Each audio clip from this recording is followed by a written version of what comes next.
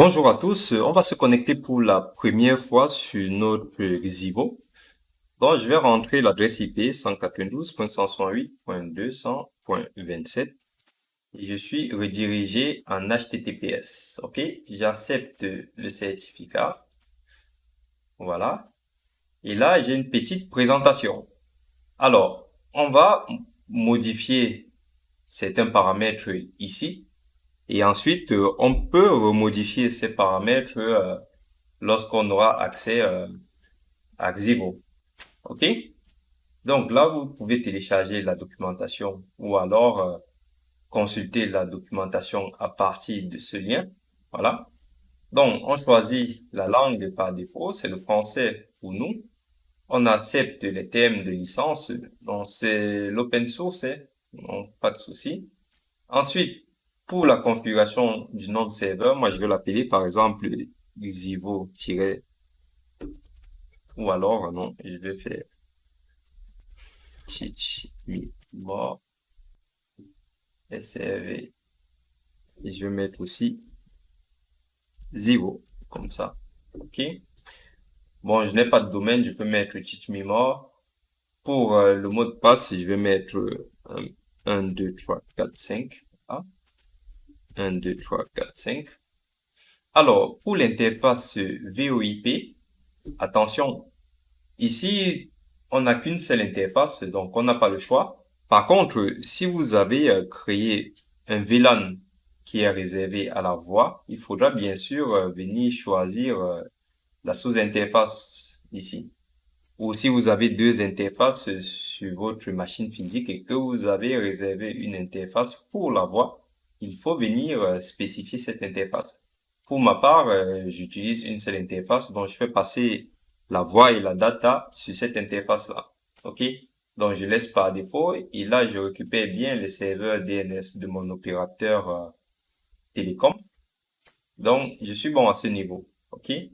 Je fais suivant. Bon, je peux mettre à jour le mot de passe. Alors, pour l'entité, je vais l'appeler Titmimo, c'est le nom de ma société. Je peux avoir plusieurs sociétés et plusieurs entités configurées sur ce serveur, hein. Donc, c'est important. Alors, au niveau du contexte interne, je vais l'appeler appel interne. Donc, ça sera tout ce qui sera appel interne. Je peux changer le nom du du contexte, pardon. Je peux mettre interne. Je peux mettre appel interne. Ça va dépendre.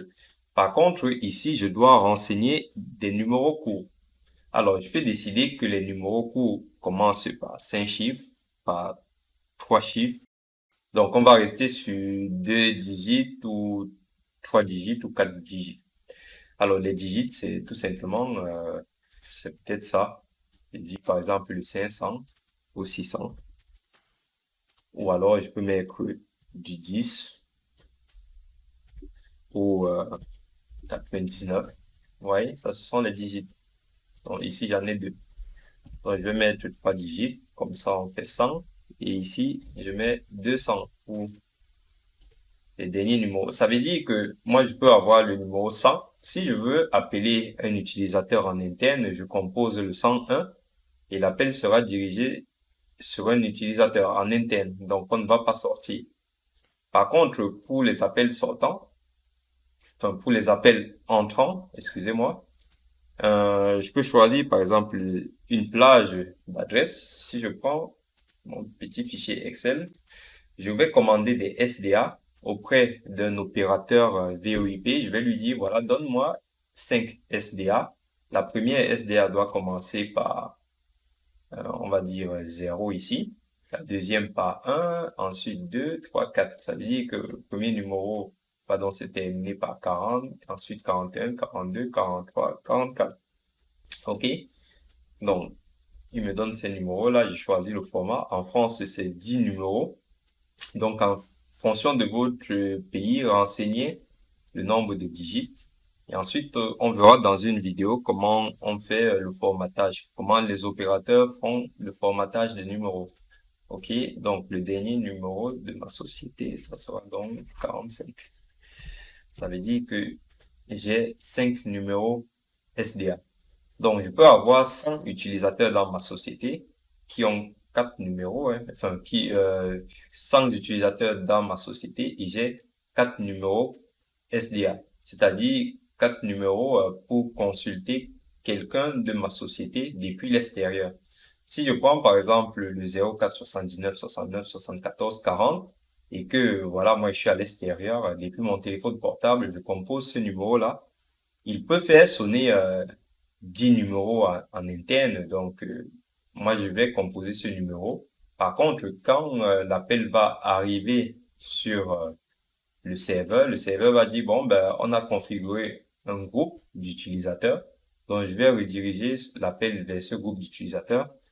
Et derrière ce groupe, on peut avoir 50 utilisateurs. Ça veut dire que les 50 utilisateurs utilisent un seul numéro qui est un numéro de groupement.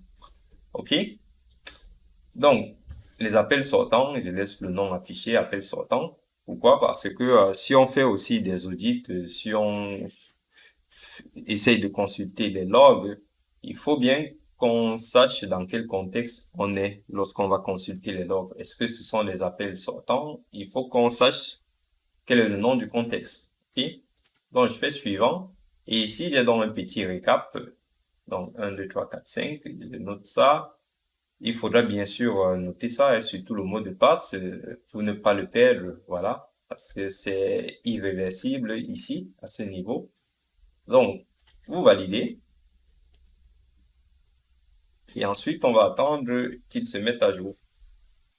Donc, on peut venir aussi regarder qu'est-ce qui se passe là, hein, dans tel-f va log Zivo, vous faites tabulation et vous mettez ici Zivo web interface, paste, et là vous faites tabulation et on peut regarder les logs. Alors c'est tel, voilà. Donc pour l'instant ça mouline. On va voir ce qui va se passer.